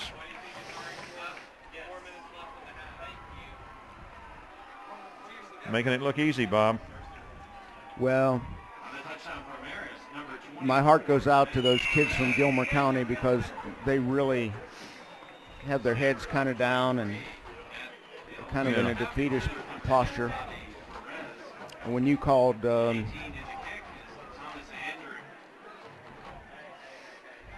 Colt Henderson as being kind of nonchalant, well, that's indicative of the way they're all feeling right now.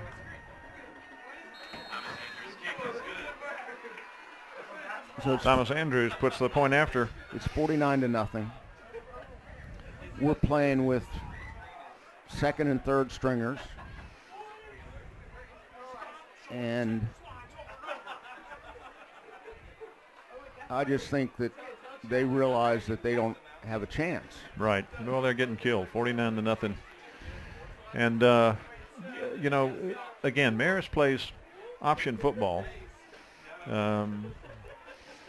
And unless you are used to playing option defensing the option, it can be very, very difficult to play. Yes, it can. And Gilmer has not been able to get a handle on the option this entire game. They really haven't. And it's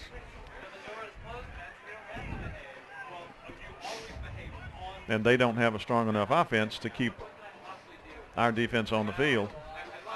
And, you know, keep the ball out of our hands. And every time we get it, practically we score, which makes for a long night. Joey Gogol ready to kick off again. And he does. He's getting the exercise kicking off.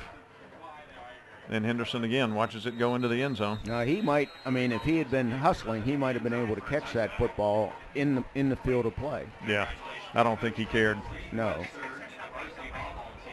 But as you say, that's kind of indicative of the way it's going and the way their kind of attitude at this point. And I agree with you. You hate to kind of see that. I mean, you want them to keep playing, but it is difficult to do. when you're just getting pounded. And now we've got an entire second team line in there. And they give it to Henderson going around that far side. And he makes a couple guys miss, and he's finally tripped over there by, looks like, who was that? 23. Matt Hill. He does something other than just be the long snapper. And that was a gain of about 14 yards out to the 34-yard line and the first down.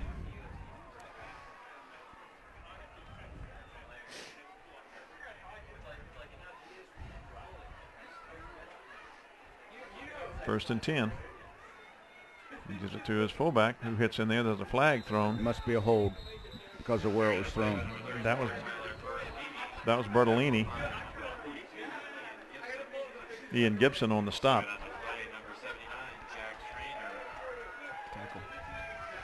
There was a flag. Let's see where that's going. Umpire threw it from behind the defensive line, but it could be hold. It could be a variety of things. Chop block. Dead ball. Was that a sideline thing again? Yeah.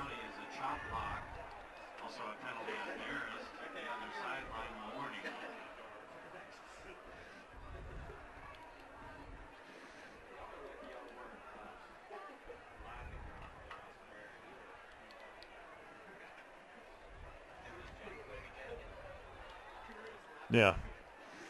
So they're going to mark off both of them. So 15-yard penalty is marked off against the Bobcats, and then a dead ball foul sideline against Marist. And anyway, after all that, the ball ends up being back on the 24-yard line, which basically is a 10-yard penalty. And he throws a long pass, and he's got a man down here. But it's intercepted by a very nice play by Eppinger. Yeah. He had good position on the receiver, and he just basically caught the ball. Yep, he certainly did. He's always had good hands, Brian Eppinger. Well, I mean, it looked like the receiver had him beat by a yard, and the pass was just underthrown enough so that Eppinger was the guy who was basically the receiver. Yep. Bobby Perez is in at quarterback. And we've got 1:58 to go in the third quarter. And Marist takes over at their own 47-yard line. And Bobby Perez has a full backfield behind him. And he gives it to the third man through. And that's 24, Matt Perez, who scored the touchdown just a little while ago. And he gets about 3 or 4 across the 50 to the Bobcat 48-yard line.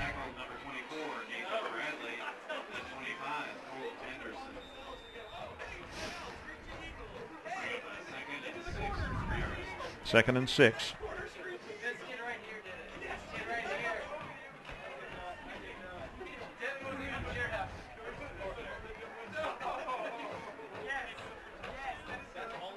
Man in motion. Bobby pitches it to him. And he makes a man miss, spins off of a tackle, and gets bumped out of bounds. Another nice run, though, by Matt Perez.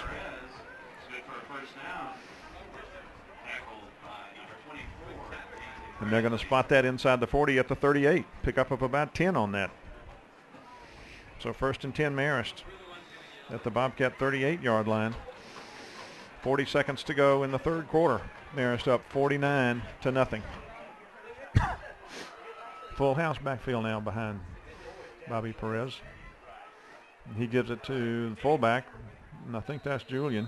It is Julian. And he gets only a couple. Actually, they're only going to give him one to the 37. And I think that's going to do it for the third quarter. Got 10 seconds left.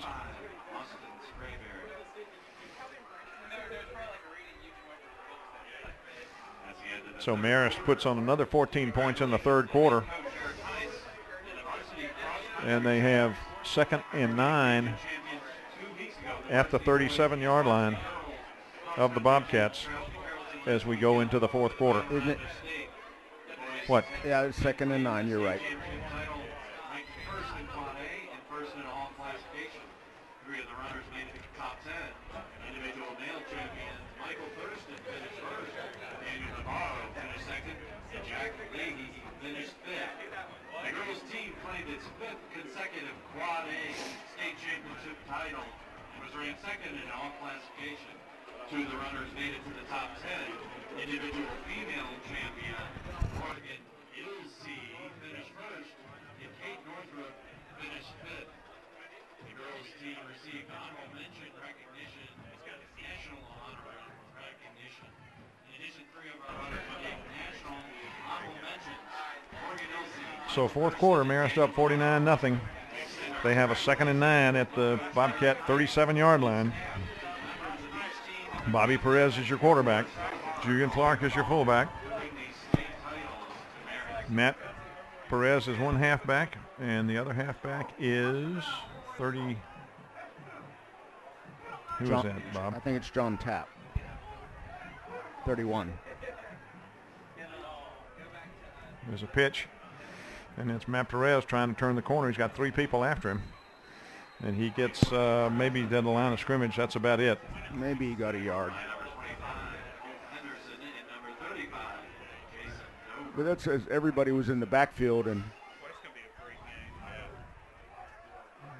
nobody was out there blocking. They're going to put it on the 37. 3rd down. Still 9 to go. They split Will Hale out wide to the right.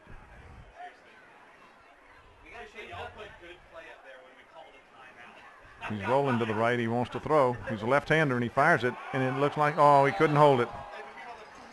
Looked like he had it. It was a low pass, and it would have been a nice catch by Will.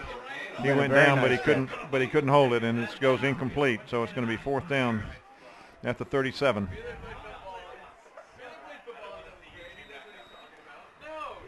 And ordinarily the clock would stop, but we have a fast clock since we're up 49-0, and so even on the incomplete pass, it's still running. We have 10 and a half minutes to go in the ball game. 4th down.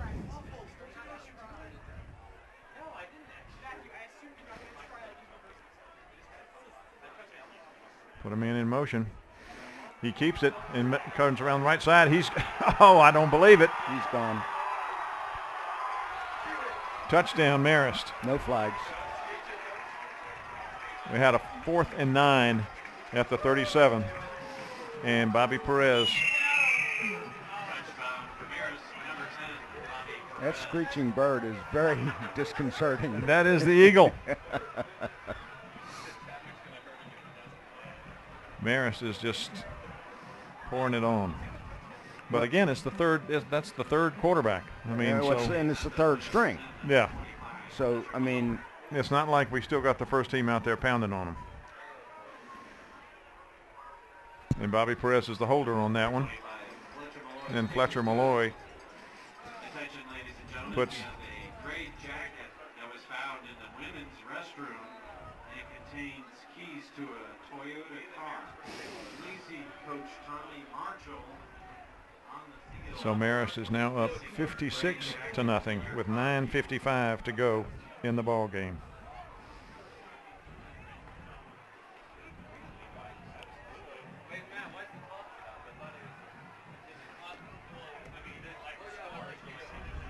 $56-0, Bob. I don't think the coaches expected it to be this comfortable. I know I didn't.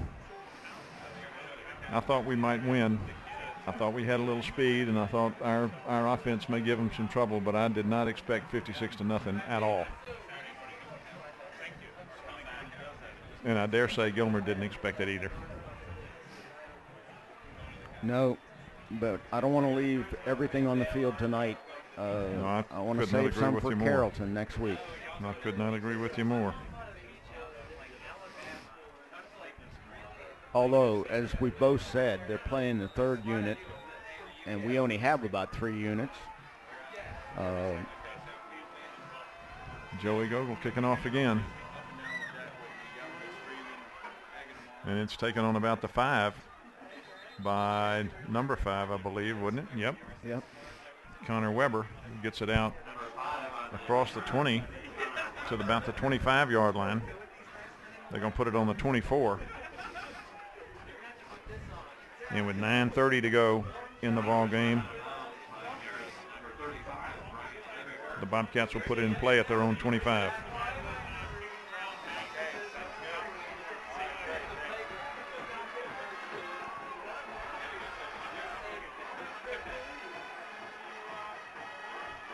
Got a new quarterback in there. He hands it off to his back, coming around the right side. 23, Chad Watkins. Chris James is the new quarterback. Gets out to the 31-yard line, pickup of about 6 yards on that. Tackle for Marist, number 83, Ricky Nelson. Ricky Nelson on that stop for Marist. Garden party.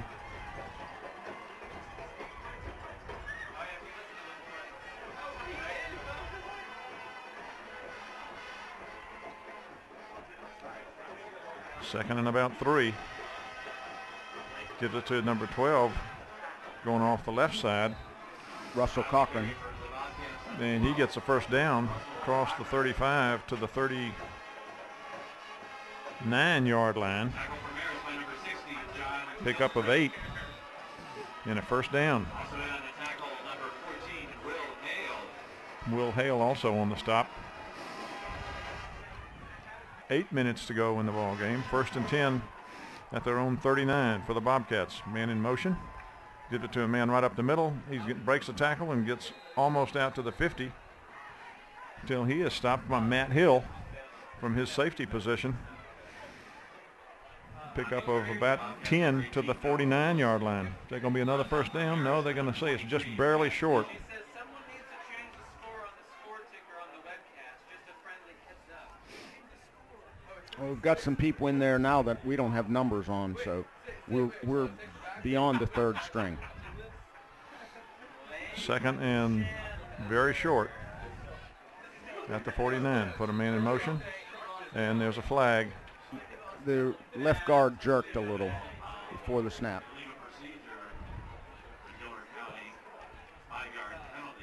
So it'll be a step off of 5 yards against the Bobcats. Back to the 44.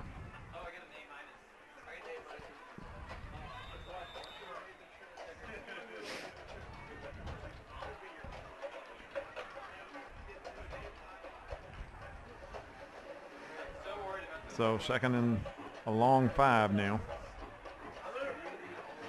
Man in motion. He gives it to him. He cuts back inside and is hit by number 14. I think that's Will Hale. It is Will Hale. And he gets across the 45 to the 47. Pickup of 3.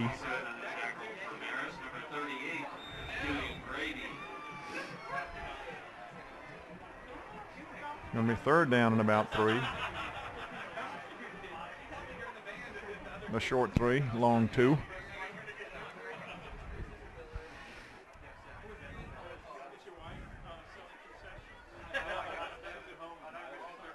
There's a pitch going around the right side, and he has hit a nice tackle out there and dropped.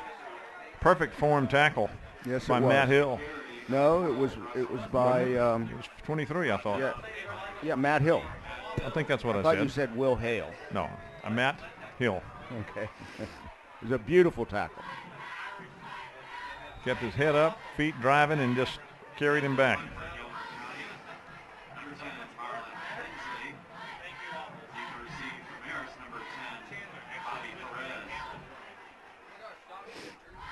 So Hensley is back in punt formation. It's a high snap, but he gets it and gets it off. And ball is fumbled, and it's picked up and taken into the end zone. You can't advance that, no. I don't believe. But it's going to be recovered by the Bobcats on the 11-yard line. And Bobby Perez really just barely touched the ball before he was knocked down away from the ball. Somebody who, because he was watching the ball, somebody should have told him, leave it alone, get away from it. Leave it alone, or fair catch it, or any number of things. But he didn't, because he wasn't told. Exactly. So the Bobcats take over on the Marist 11-yard line, trying to get some points on the board. And there's another flag. The play is stopped.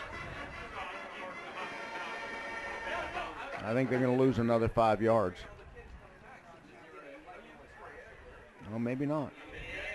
They're putting it at the 12-yard line. Maybe he didn't mark it ready for play or something. Perhaps. Yeah, I don't know what that was. I couldn't find the flag, but they definitely stopped it. So it's 1st and 10 at the 12, with a little better than 4 minutes to go in the ball game. He gives it to his back, who hits in there, gets all the way down to maybe the 5-yard line. Right. Good hard run, pick up of about 6 or 7 yards. They're going to put it on the 6, I think. So give him 6. Russell Cochran was that runner on that play. John Tapp, one of the tacklers. 2nd and 4. Fullback up the middle. He was hit. Got maybe a yard or 2. Robert Shellman on that stop, I believe. Tackle for Marist, number 79, Jack Trainer. Also Jack Trainer. He only got to the 5. So it's 3rd and 3. 3.5 maybe. Right. Big play. Clock running, 3 minutes to go in the game. 5 guard yards. moved again. The right guard that time. I saw that one. They're just shooting themselves in the foot. They're down there ready to put some points on the board. 5-yard penalty. It'll bring up 3rd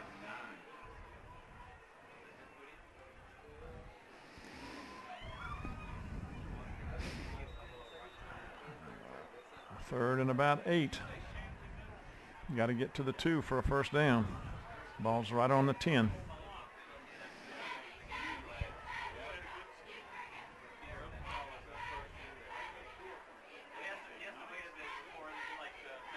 Number 12 cuts it back in the middle, and he's hit, but he's inside the 5, and it looked like the ball came loose, and Marist might have taken it right out of his hand.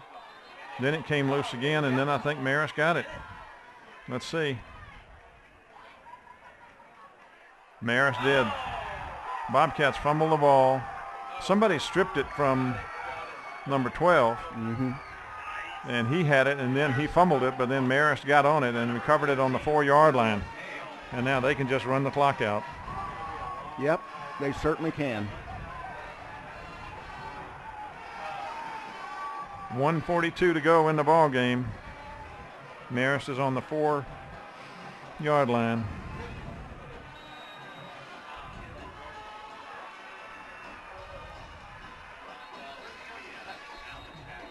And let's see what's going on now.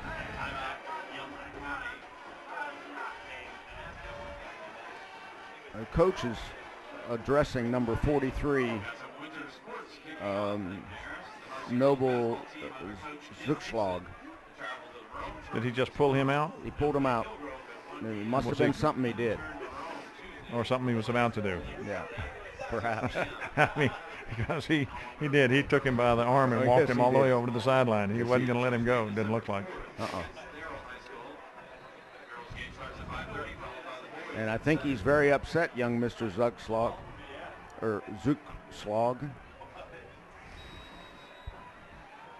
because he's pacing around over there.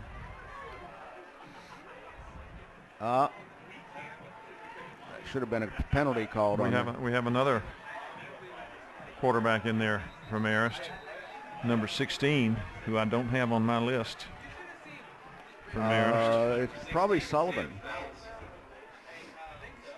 It's Sam Feltz. Oh, okay, Sam. Good.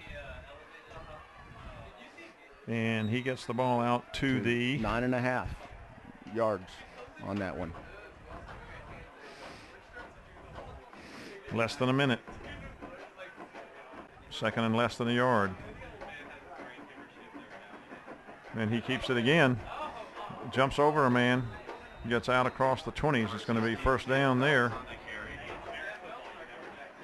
No, okay, he got out to about the 14.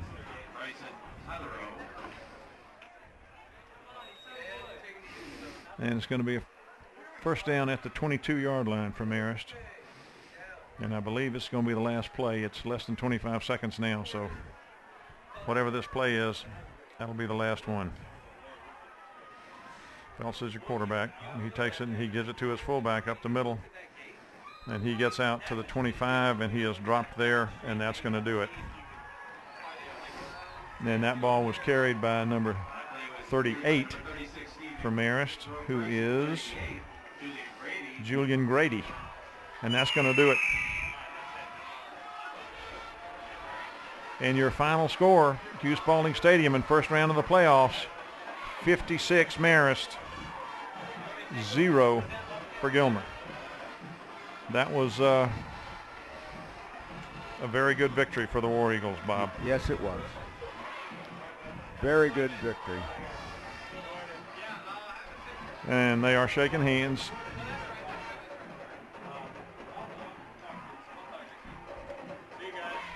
They had a lot of trouble with the option. They could not stop it. Their offense could not get going.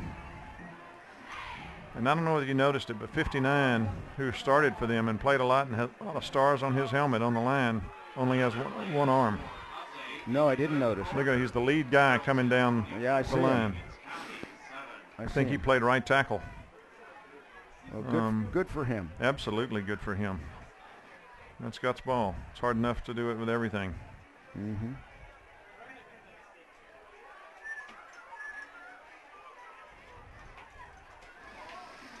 Well,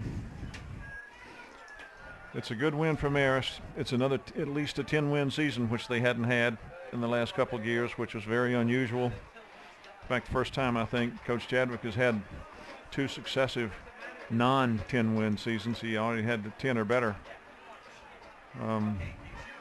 So he doesn't have to worry about that streak being extended. Nope. And we will go to the second round of the playoffs, and we will go to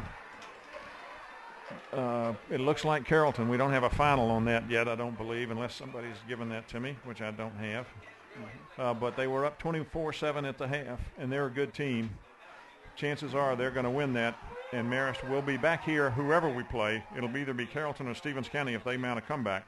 But we will be here next week, 7:30, in the friendly confines of Hughes Spalding Stadium on the Marist campus.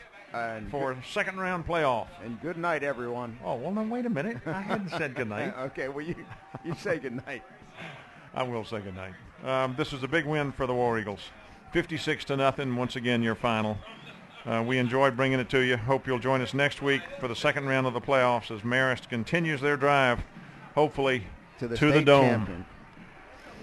And now, for Bob Fear, Phil Etheridge, Matt Murphy, Devin, what's Devin's last name? What's Devin's last name? Summers. Devin Summers. Huh? Summers. Devin Summers, who's our producer, our cameraman, and everybody else who made this possible. Good night, everybody.